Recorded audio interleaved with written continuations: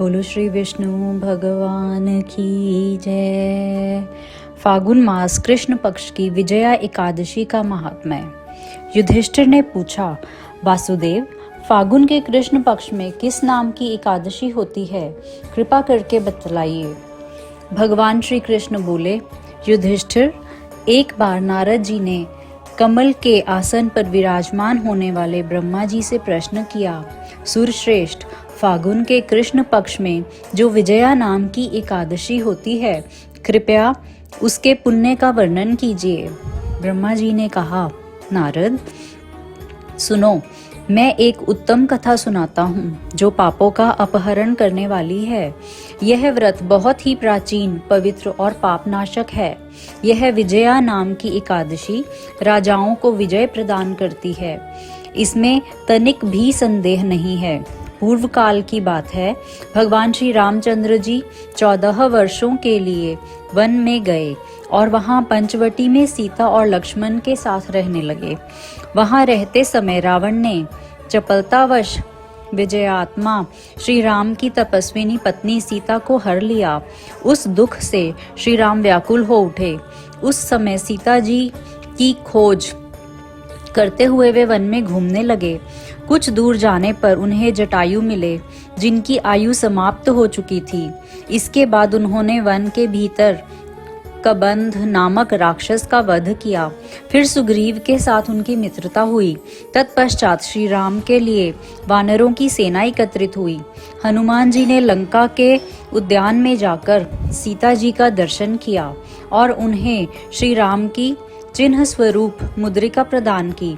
यह उन्होंने महान पुरुषार्थ का काम किया था। वहां से लौटकर वे श्री रामचंद्र जी से मिले और लंका का सारा समाचार उनसे निवेदन किया। हनुमान जी की बात सुनकर श्री राम ने सुग्रीव की अनुमति ले लंका को प्रस्थान करने का विचार किया और समुद्र के किनारे पहुंचकर उन्होंने लक्ष्मण से कहा, सुमित्रा नंदन, किस पुण्य से इस समुद्र को पार किया जा सकता है? यह अत्यंत अगाध और भयंकर जल जंतुओं से भरा हुआ है। मुझे ऐसा कोई उपाय नहीं दिखाई देता जिससे इसको सुगमता से पार किया जा सके। लक्ष्मण बोले, महाराज, आपकी आदिदेव और पुराण पुरुष पुरुषोत्तम हैं। आपसे क्या छिपा है? यहाँ द्वीप के भीतर बकदालभ्य नामक मुनि रहते हैं। यहाँ से आधे योजन की दूरी पर उनका आश्रम है। रघुनंदन, उन प्राचीन मुनीश्वर के पास जाकर उन्हीं से इसका उपाय पूछिए। लक्ष्मण की यह अत्यंत सुंदर बात सुनकर श्री रामचंद्र जी महामुनि बकदालभ्य से मिलने के लिए गए। वहां पहुंचकर उन्होंने मस्तक झुकाकर मुनि को प्रणाम किया। मुनि उनको देखते ही पहचान गए कि यह पुराण पुरुषोत्तम श्री राम हैं, जो किसी कारणवश मानव शरीर में अवतीर्ण हुए हैं। उनके आने से महर्षि को बड़ी प्रसन्नता हुई। उन्होंने पूछा, श्री राम, आपका कैसे यहाँ आगमन हुआ? श्री राम बोले, ब्रह्मन, आपकी कृपा से राक्षसों सहित लंका को जीतने के लिए सेना के साथ समुद्र के किनारे आया हूँ। मुने, अब जिस प्रकार समुद्र पार किया जा सके वह उपाय बतलाइए। मुझ पर कृपा कीजिए। बगदालभ्य ने कहा, श्री राम, फागुन के कृष्ण पक्ष में जो विजया नामक एकादशी होती है, उसका व्रत करने से आपकी विजय होगी।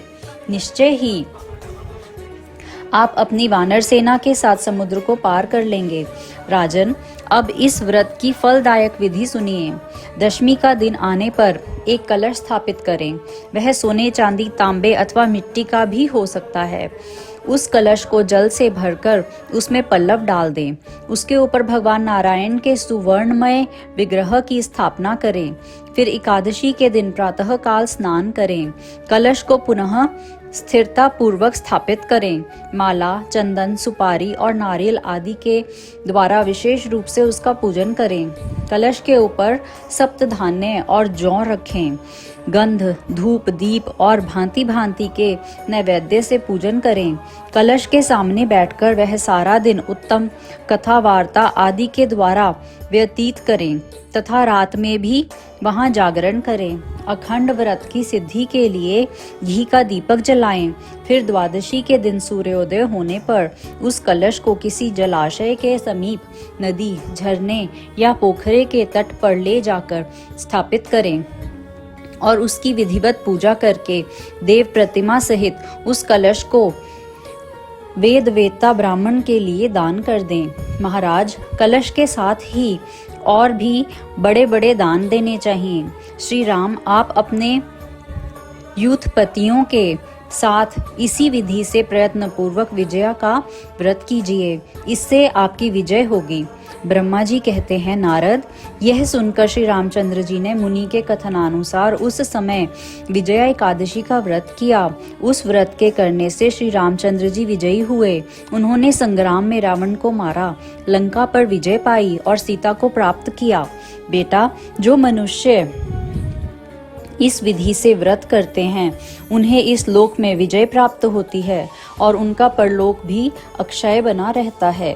भगवान श्री कृष्ण कहते हैं, युधिष्ठिर, इस कारण विजया का व्रत करना चाहिए। इस प्रसंग को पढ़ने और सुनने से वाजपेयी यज्ञ का फल मिलता है।